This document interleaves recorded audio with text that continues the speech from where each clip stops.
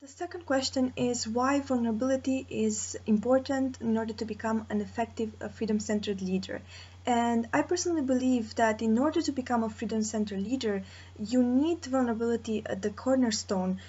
because this involves complete honesty and complete transparency about who you are, what is it that you're good at or not so good at, and the moment when you're so transparent and the moment you're so vulnerable, that's the moment when also like people actually start to get to know you to exactly how you are. And then second of all, the moment when you show vulnerability as a leader, that's a moment when I think that your team and your team members can connect to you personally much more than the moment when you're just there up there as a leader and I'm perfect and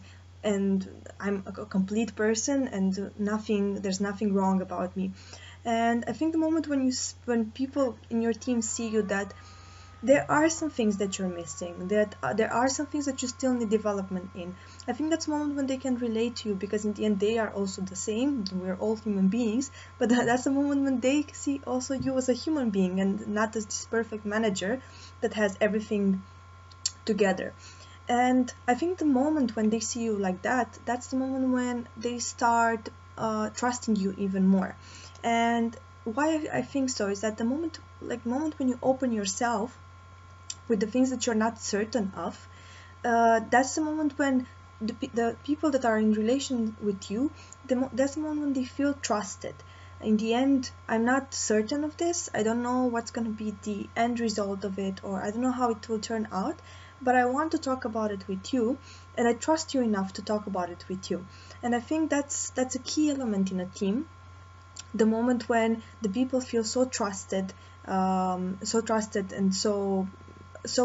feel so valuable for their leader. So I think those are the main things why actually it's important to have vulnerability as a freedom-centered leader. And the last point I would like to make is regarding the activities from the previous badge in terms of purpose and vision. I think if I start reflecting and I start connecting with them, it's so important to connect the purpose and vision that you're having with vulnerability, because this is the only way how actually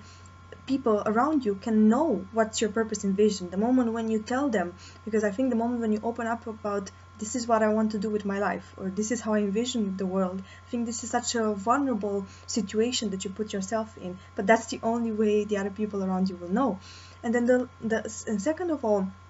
I think also the moment when you connect with even more with the idea that every person has their own purpose and their own vision of the world,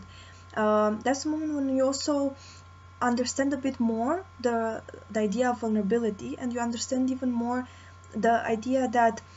everyone can contribute to something, everyone will work on something, and you don't need to be everything. And that's the moment I think you also understand much more this concept of I am enough, because this is what I want to work on, this is what I'm going to focus on, and then other people will focus on other things, and then they will contribute with other things to this world, and that's how we all together will be enough. Not only me as a person will